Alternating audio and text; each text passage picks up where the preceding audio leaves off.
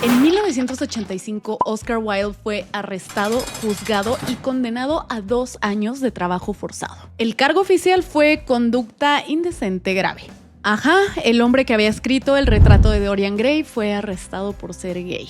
Y lo más curioso de todo es que durante el juicio, su propia novela fue usada como evidencia en su contra. Como si en las páginas hubiera dejado escapar algo que no debía, como si el texto lo hubiera traicionado. Y ese es exactamente el territorio del que vamos a hablar hoy. ¿Qué pasa cuando las cosas que no puedes decir en voz alta se comienzan a filtrar en los personajes que creas? Solo que en vez de hablar de un juicio que sucedió en el siglo XIX, vamos a hablar de casi 100 años de cine. Cinéfilos, hoy hablaremos del queer coding en los antagonistas de Hollywood. ¿Y qué mejor que hacerlo en junio? Así es, en el mes gay. ¡Woo! Pero bueno, comencemos.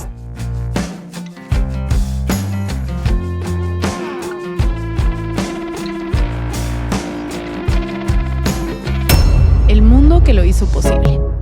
Para entender de dónde viene esto, hay que irnos a 1930. Ese año, Hollywood adoptó un documento que se llama el Código Hays. Que por cierto, ya hay un video en el canal profundizando y explicando todo esto, que está sumamente interesante por si lo quieren ver. Pero para resumirlo aquí, el código fue un manual de moralidad que los estudios aceptaron bajo presión de grupos religiosos y conservadores. Y que incluía reglas como que no se podían mostrar retretes en pantalla, que en escenas de cama los actores tenían que tener al menos una pierna en el piso y que quedaba prohibida textualmente la perversión sexual o cualquier inferencia a ella.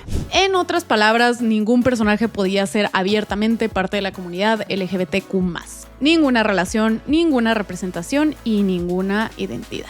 El código no desapareció hasta 1968. Son casi 4 décadas en las que Hollywood tuvo prohibido enseñar lo que siempre ha existido. Pero a ver, el código tampoco apareció de la nada. Vino de un mundo que llevaba siglos construyendo esa misma ecuación pero en distintos ángulos. La religión con siglos de doctrina que catalogaba la homosexualidad como pecado. Algo que se confesaba, se castigaba y se intentaba curar en nombre de Dios. Y que bueno, como consecuencia te ibas directo al infierno.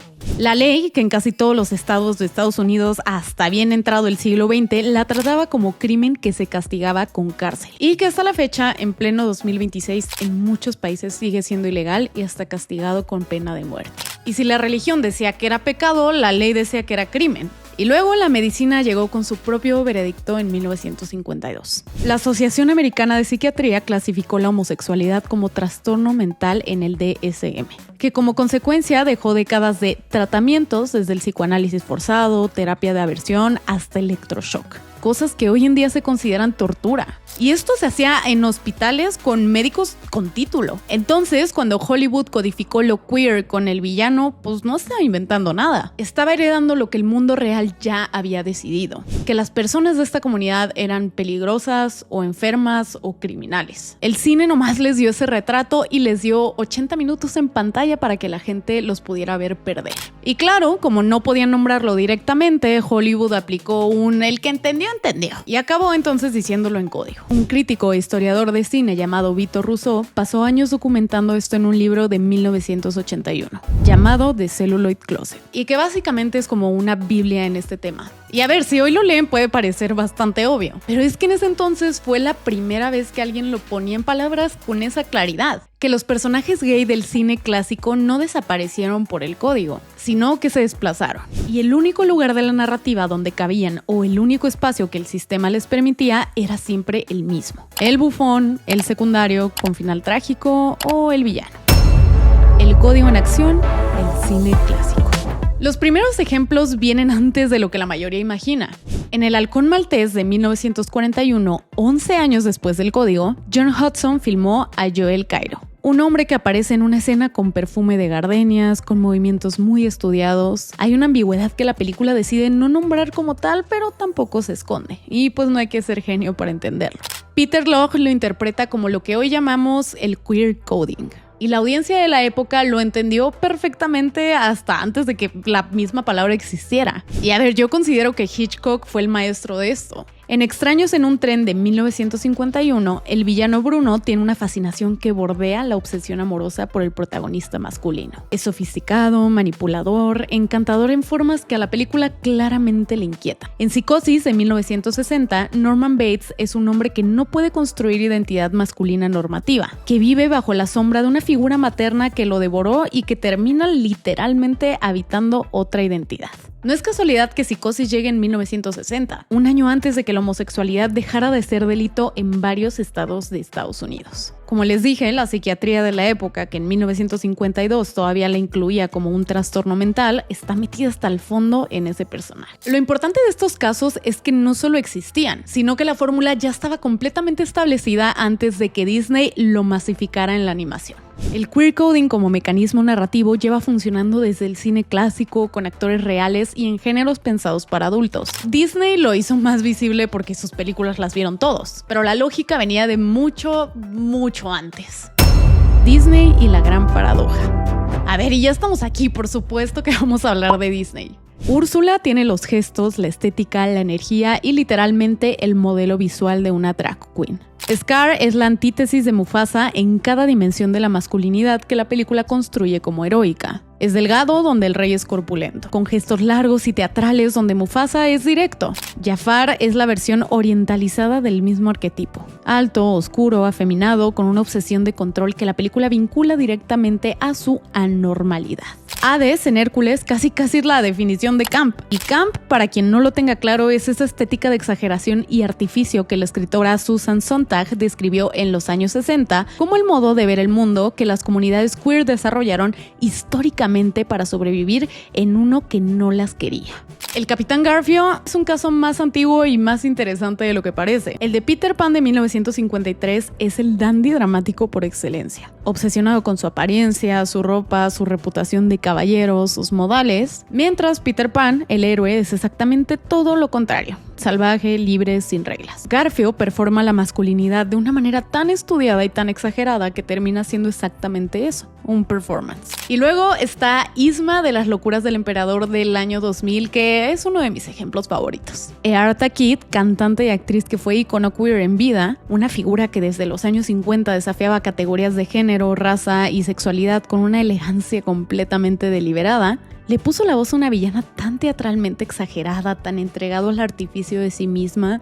De verdad, amo ese personaje. Y el patrón en todos estos casos es casi idéntico. Los héroes son masculinos, directos, físicamente poderosos, normativos. Los villanos son todo lo contrario, y ese contraste le dice a los niños, de manera muy eficiente, qué tipo de diferencia debe producir miedo. Pero aquí está la paradoja que Disney y Hollywood claramente no anticiparon. Los villanos también son los personajes mejor escritos, con los mejores monólogos, las motivaciones más interesantes y complejas, hasta las mejores canciones, vaya. Listos ya del Rey León, Pobres almas en desgracia de La Sirenita, Influencia en el más allá de La princesa y el sapo. Y los niños que crecieron sin identificarse con el héroe principal, los que no encajaban en la masculinidad o feminidad normativa que la película premiaba, encontraron algo en esos villanos que no encontraban en ningún otro lado. Un personaje que al menos era interesante, que tenía agencia y matices, que al menos existía en el cuadro con algo interesante que decir. Hoy podemos ver a Úrsula hasta en los desfiles del Pride. Scar tiene un fanbase gay enorme, Yzma se convirtió en un ícono, y bueno, el intento de usar el queer coding para producir rechazo terminó produciendo los personajes más queridos del canon animado occidental: los vampiros. Ya sé que cambié de tema drásticamente, pero es que claro que le quería dar su sección a esto. Los vampiros siempre serán el ejemplo más claro del queer coding y merecen su propio momento porque el vampiro y la sexualidad queer es un tema tan denso que neta podría hacer un video larguísimo sobre eso en específico, pero en contexto y para irnos rápido, el vampiro como figura lleva siglos funcionando como una metáfora de lo que la sociedad quiere y lo ve como un deseo desviado. La seducción que no debería de existir, ese poder que opera fuera de las normas. Y eso llegó al cine de maneras muy específicas. Entrevista con el vampiro de 1994, o como a mí me gusta llamarla, la película más homoerótica de la historia. Con Brad Pitt, Tom Cruise, Antonio Banderas, es casi un caso de estudio. La relación entre Louis y Lestat es tan explícitamente homoerótica que en su momento generó una controversia seria. Anne Rice habló abiertamente sobre Louis como una figura de alienación y deseo que no puede nombrarse. Alguien que no puede aceptar lo que es. Y vámonos a lo más comercial. Los Volturi son el ejemplo más camp del subgénero de vampiros reciente. El exceso visual desde el lugar en donde viven hasta cómo se ven como señal de amenaza, la sofisticación y manerismos como peligro, la antigüedad como perversión. La saga los construye como antagonistas aristocráticos cuya diferencia es precisamente su elaboración, en contraste con los Cullen, que viven de manera más normativa. O un paralelismo mormón. Otro análisis completo que podría ser neta. El villano refinado. Hay una categoría de villano que me encanta, siendo uno de los mejores ejemplos del queer coding, y es el refinado. Empecemos con Bond, porque sus villanos son simplemente icónicos. La franquicia no se quiebra la cabeza, su fórmula siempre ha sido la misma. James Bond es la masculinidad hegemónica encarnada. Heterosexual, físicamente capaz, emocionalmente contenido en la forma exacta en la que el mundo le pide a los hombres que lo sean. Y sus antagonistas sistemáticamente son la antítesis de ese modelo. Son refinados, más intelectuales que hombres de acción. Muchos tienen algún tipo de diferencia corporal que los marca como otros, incluso en su físico. Un ojo de vidrio, una cicatriz, alguna característica que los separa del físico normativo del héroe. El caso más explícito de toda la franquicia es Raúl Silva en Skyfall de 2012, donde Javier Bardem construye un villano que en la escena central Bond está atado a una silla y le hace insinuaciones directas. Y cuando Bond responde con "¿Quién dice que es la primera vez?", la sala se ríe y sigue adelante como si no hubiera pasado nada. Pero la película acababa de hacer algo que ninguna entrega anterior había hecho tan abiertamente: poner la bisexualidad potencial de Bond en discusión y vincularla al villano más sofisticado y perturbador de la saga moderna. El sociólogo Richard Dyer pasó buena parte de su carrera estudiando cómo los estereotipos en los medios audiovisuales no son simplemente reflejos de la realidad. Son construcciones activas que le dicen a la audiencia qué debe de sentir sobre ciertos tipos de personas. Y lo que los villanos de Bond hacen, película tras película, es construir el otro refinado como amenaza. Alguien cuyo gesto estético es sospechoso, cuya sofisticación es señal de desviación moral. El héroe es directo y legible y el villano tiene capas. Y las capas en esta lógica son peligrosas. Y si nos vamos en esta misma línea, los Juegos del Hambre. Algo que tenía que hablar de los Juegos del Hambre, amistades. Si en un video mío no hablo de los Juegos del Hambre, entonces ahí sí preocúpense. Le añaden una dimensión política que pocas franquicias se han atrevido a hacer. Los ciudadanos del Capitolio como antagonistas colectivos queer-coded. El exceso estético, los cuerpos modificados, la moda extrema. Todo el aparato visual que la saga construye alrededor del Capitolio usa los mismos marcadores que el cine clásico usaba para el villano individual, pero aplicados a una clase social entera. Susan Collins escribió sobre el poder que se corrompe, pero la decisión visual de representar esa corrupción con cuerpos exagerados y artificialidad total carga esa crítica con una historia muy larga que vale la pena nombrar. La amenaza que viene desde adentro. Fight Club complica el patrón porque lleva el queer coding al extremo. En lugar de ponerlo en un villano externo, lo mete directo en la cabeza del protagonista. La relación entre el narrador y Tyler Durden empieza pareciendo una simple admiración, pero la cámara de Fincher delata que hay algo más. Filma el cuerpo de Brad Pitt con planos fijos que observan y desean. Una mirada que viene directo del narrador. Al final, esta película es el verdadero ¿quiero ser él o quiero estar con él?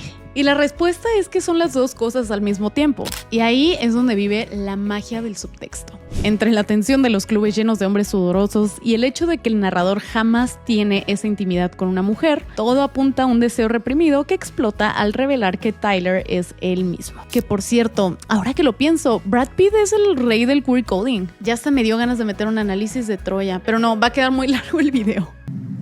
Falta Patroclo. ¡Patroclo! Avancemos porque si no, no acabo nunca. La televisión y Ryan Murphy.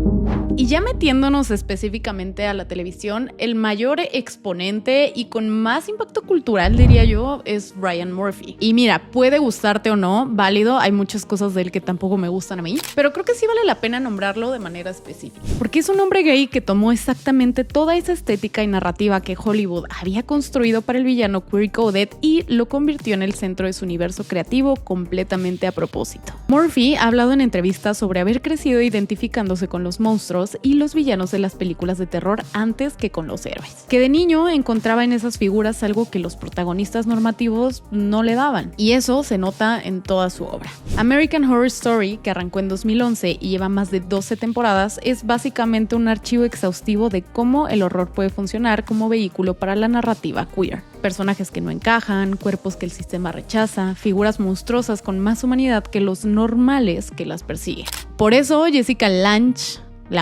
bueno, como sea, es uno de los íconos más grandes de la comunidad queer. Scream Queen Ratched, donde tomó a Nurse Ratched, la villana lésbica coded de los años 70, y la hizo explícitamente gay décadas después, como diciendo sí, ya todos sabíamos. Pose, que en 2018 se convirtió en la primera serie dramática estadounidense con personajes trans de color en roles protagónicos. Hay una línea que conecta todo esto. Murphy tomó los márgenes donde el sistema narrativo clásico había forzado a existir a los personajes queer, el villano, el monstruo, la figura trágica, y los fue moviendo serie por serie hacia el centro del relato.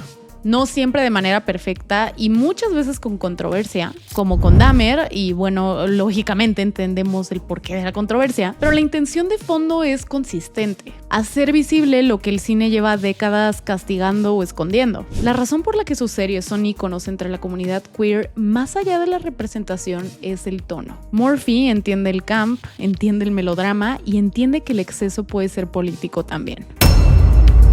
El anime, la excepción que cambió todo. A ver, y si nos salimos de Hollywood, el análisis se pone mejor. Es imposible hablar del queer coding sin el anime. Para entenderlo, hay que saber que en Japón aún hay una relación muy complicada con la comunidad LGBTQ+. El matrimonio igualitario no existe a nivel nacional, no hay leyes contra la discriminación y salir del closet sigue trayendo consecuencias sociales duras. En ese sentido, la realidad japonesa no está tan alejada con el Hollywood de los años 50. Y sin embargo, el anime y el manga lleva años adelantados al occidente. Esto pasa porque Japón tiene una larga tradición homoerótica en el teatro kabuki, la cultura samurái y los monasterios. Aunque la era Meiji intentó reprimirla con normas occidentales, esa tensión estética sobrevivió y provocó algo que Hollywood jamás logró. El queer coding no se quedó encerrado en los villanos, se desparramó parejo en héroes, antihéroes y géneros enteros como el BL o el yuri. La gran diferencia es que mientras Hollywood usaba el código para asustar y castigar, el anime lo adoptó como un lenguaje de libertad creativa. Ante la misma prohibición social, Japón construyó una respuesta narrativa completamente distinta y fascinante: permitirse jugar con el género y el deseo en la ficción, sin importar si el personaje salvaba al mundo o quería destruirlo. Para muestra, solo hay que ver los personajes que han marcado generaciones enteras. Orochimaru en Naruto es un caso icónico por su diseño andrógino, movimientos sinuosos y fijación con el cuerpo de Sasuke. Y en Boruto, que ya sé que a nadie le gusta, pero escúchenme, se confirma su identidad de género fluida de forma natural. Habita cuerpos de diferentes géneros sin drama, convirtiéndose el viejo queer coding en una representación explícita sin necesidad de reescribir nada. Y como les dije, el queer coding en el anime también bendijo a los héroes. Los Caballeros del Zodiaco es el ejemplo definitivo. Hombres entregados al sacrificio por otros hombres, con una estética hermosa y un homoerotismo innegable, donde Shun de Andrómeda destaca como el más femenino y emocionalmente poderoso. En contraste, Sailor Moon tenía a Suicide y Malachite. Gente, perdónenme si no estoy pronunciando bien los nombres, no me funen, ok, gracias. Los mostraba como pareja gay explícita en Japón, relación que el doblaje norteamericano censuró cambiando a Suicide de hombre a mujer. Oigan, y como les dije, el anime es un caso fascinante, ya sé que hay muchos más ejemplos y que me van a poner en los comentarios ¿cómo no mencionaste tal? Pero es que les digo que este tema en específico da para hacer un análisis completo y si no el video quedaría de 3 horas. Así que bueno, continuemos. Más allá de la pantalla. Y a ver, el queer coding no solo se quedó atrapado en las pantallas, en el cine, en la serie, sino que está en todos los ámbitos del entretenimiento. En los videojuegos, villanos como Kefka de Final Fantasy o Sephiroth con rasgos andróginos y su belleza amenazante demostraron que el peligro y la teatralidad van de la mano. Mientras que en la música, el pánico moral repitió la misma fórmula. Desde la androginia de David Bowie y Boy George, vista como una amenaza social, hasta Lady Gaga, quien inteligentemente tomó toda esa iconografía de lo monstruoso y lo excesivo que Hollywood usaba para espantar y la transformó como un himno de orgullo. Y como les dije, el queer coding lleva siglos existiendo. Si nos vamos a mucho más atrás, la literatura y la pintura ya jugaba bajo esas mismas reglas. Oscar Wilde disfrazó el deseo en horror moral con Dorian Gray. Y Patricia Highsmith construyó en Mr. Ripley la tensión perfecta entre la imitación y la atracción. Incluso en el arte clásico, Caravaggio pintaba figuras masculinas con un homoerotismo desbordado bajo el pretexto de la religión. Este es el verdadero y los historiadores dirán que eran roomies, abriendo el camino para que siglos después Andy Warhol tomara lo más comercial de la cultura pop y lo llenara por completo de la estética camp. La psicología del miedo al otro.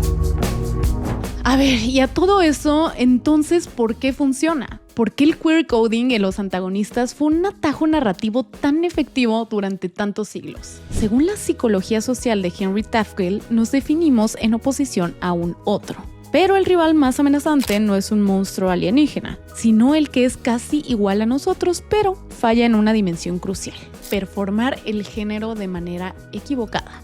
Hollywood tomó este pánico moral, como llama el sociólogo Stanley Cohen, el miedo social hacia lo diferente, y lo tradujo a la pantalla usando la teoría de Judith Butler. Mientras el héroe normativo simplemente es, el villano queer coding actúa y performa de forma exagerada lo que el sistema clasifica como falsedad y amenaza. Pero lo más fascinante es que estos antagonistas se te quedan grabados para siempre. Puedes olvidar el discurso de Pacha en Las locuras del emperador, pero te apuesto a lo que quieras que seguro te sabes de memoria casi todos los diálogos de Isma. ¡Ja! Debieron pensar antes de nacer en la miseria. Bueno, no se le quitará lo muerto. ¡A trabajar! ¿Qué? Estaba soñando con Ricky. Esto ocurre gracias al efecto de la distintividad. En la psicología cognitiva, nuestro cerebro codifica y recuerda muchísimo mejor lo inesperado y lo extravagante.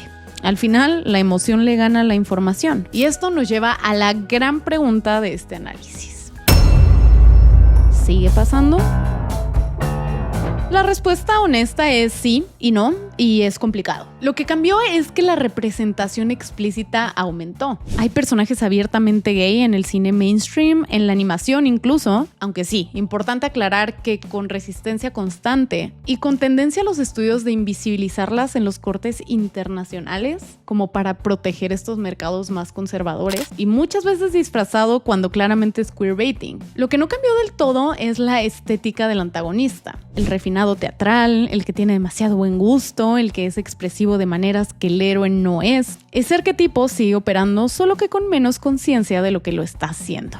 Uno de mis ejemplos favoritos es Loki en el MCU. La presión del fandom para que tuviera representación queer explícita fue tan sostenida durante tanto tiempo que finalmente la serie de Loki lo hizo bisexual de manera oficial. Pero ¿saben qué? La neta sí me pregunto ¿cuánto de eso fue intención original? ¿Y cuánto fue una reacción a una lectura que el fandom ya había hecho desde el inicio? Bury Your Gays, la tendencia de matar o castigar a los personajes LGBT en narrativa, es la versión contemporánea de lo que el código Hays hacía de manera obligatoria. Escuchen esto, Vito Rousseau documentó en los años 80 que de los 32 personajes abiertamente gays que identificó en el cine de Hollywood hasta ese momento, 25 terminaban muertos al final de la película. 25. Está loquísimo, ¿no? Y es que aunque el número sí ha cambiado, la tendencia pues no ha desaparecido. De hecho, sigue pasando un montón. El caso más interesante de los últimos años es El poder del perro de Jane Campion del 2021.